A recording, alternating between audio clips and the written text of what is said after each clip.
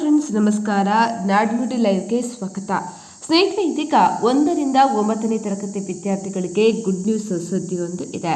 ಹಾಗಿದ್ರೆ ಏನು, ವಿಡಿಯೋವನ್ನು ಕಂಪ್ಲೀಟ್ ಆಗಿ ವಾಚ್ ಮಾಡಿ. ಸಾಮಾನ್ಯವಾಗಿ ಮಾರ್ಚ್ 31 ಬಂತಂದ್ರೆ ಸಾಕು, ಹಳೆಯ ಬಸ್ ಪಾಸ್ಗಳ ಅವಧಿ ಮುಗಿದಿರುತ್ತೆ. ಆದರೆ ಈ ಬಾರಿ ಶಾಲೆಗಳು ಏಪ್ರಿಲ್ 10ರವರೆಗೆ ನಡೆಯಲಿವೆ. ಹೀಗಿರುವಾಗ ವಿದ್ಯಾರ್ಥಿಗಳು ಪರೀಕ್ಷೆ ಬರೆಯಲು ಹೋಗುವುದು ಹೇಗೆ, ಟಿಕೆಟ್ ಹಣ ಹೊಂದಿಸುವುದು ಹೇಗೆ ಎಂಬ ಆತಂಕ ಪೋಷಕರಲ್ಲಿತ್ತು. ಈ ಗೊಂದಲಕ್ಕೆ ಈಗ ಕರ್ನಾಟಕ ರಾಜ್ಯ ರಸ್ತೆ ಸಾರಿಗೆ ನಿಗಮ ಖಾತರಿ ನೀಡುತ್ತಿದೆ. ಸೊ ಯಾರಿಗೆ ಸಿಗಲಿದೆ ಈ ಸೌಲಭ್ಯ ಹಾಕಿದ್ರೆ? ರಾಜ್ಯದ ಸರ್ಕಾರಿ ಅನುದಾನಿತ ಮತ್ತು ಖಾಸಗಿ ಶಾಲೆಗಳಲ್ಲಿ ಓದ್ತಾ ಇರುವ 1ರಿಂದ 9ನೇ ತರಗತಿಯ ಎಲ್ಲ ವಿದ್ಯಾರ್ಥಿಗಳಿಗೆ ಈ ವಿನಾಯಿತಿ ಅನ್ವಯವಾಗುತ್ತೆ. ಪರೀಕ್ಷೆಯ ಸಮಯದಲ್ಲಿ ವಿದ್ಯಾರ್ಥಿಗಳಿಗೆ ಹೊರೆಯಾಗಬಾರದು ಎಂಬ ದೃಷ್ಟಿಯಿಂದ ಈ ಮಹತ್ವದ ನಿರ್ಧಾರವನ್ನು ತೆಗೆದುಕೊಳ್ಳಲಾಗಿದೆ. ಹಾಗಿದ್ರೆ ಹೊಸ ಪಾಸರ ಪಡಿಬೇಕೆ?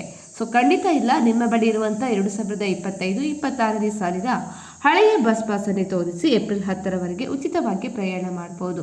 ಯಾವುದೇ ಕಾರಣಕ್ಕೂ ಕಂಡಕ್ಟರ್ಗಳು ವಿದ್ಯಾರ್ಥಿಗಳಿಂದ ಹಣವನ್ನು ವಸೂಲಿ ಮಾಡುವಂತಿಲ್ಲ ಅಂತ ಹೇಳಿ ಕೆಎಸ್ಆರ್ಟಿಸಿ ಮುಖ್ಯ ಸಂಚಾರ ವ್ಯವಸ್ಥಾಪಕರು ಇದೀಗ ಕಟ್ಟುನಿಟ್ಟಿನ ಸೂಚನೆಯನ್ನು ಕೂಡ ನೀಡಿದ್ದಾರೆ.